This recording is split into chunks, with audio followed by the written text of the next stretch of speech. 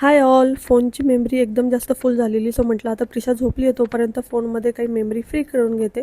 आणि प्रिशा उठल्यावर आम्हाला जायचं होतं पुण्यामध्ये, माझा भाऊ राहतो त्याच्या घरी. आणि जाता जाता ट्रॅफिक लागल्यामुळे आम्हाला खूप जास्त लेट झालेलं. सो आम्ही 7 वाजता घरी पोहोचलेलो. आणि घरी पोहोचल्याबरोबर प्रिशा आणि क्रिशू म्हणजे माझ्या भावाचा मुलगा, ह्या दोघांचंही मस्त असं इथे खेळणं चाललेलं. आणि तिथे गेल्यावर आम्हाला माहिती पडलं की इथे असं एक्झिबिशन लागलं आहे. सो डिनर झाल्यावर आम्ही सगळेजण त्या एक्झिबिशनसाठी निघालेलो.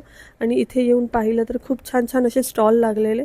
सो म्हटलं आता इथे आलो आहे तर प्रिशासाठी जरा समर कलेक्शन बघू, म्हणजे कॉटनचे फ्रॉक्स किंवा कॉट्स. सो आम्ही ते पाहत होतो. आणि सोबतच इथे काही डान्स परफॉर्मन्सेस पण चालू होते. सो हे सगळं पाहून प्रिशाला पण डान्स करण्याची खूप जास्त इच्छा झालेली.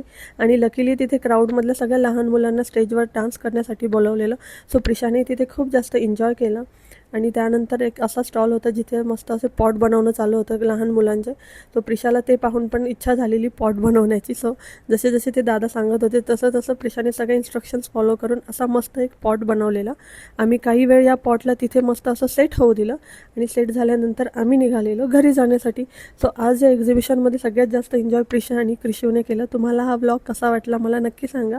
भेटूया आपण पुढच्याच एका छानशा ब्लॉगमध्ये. बाय.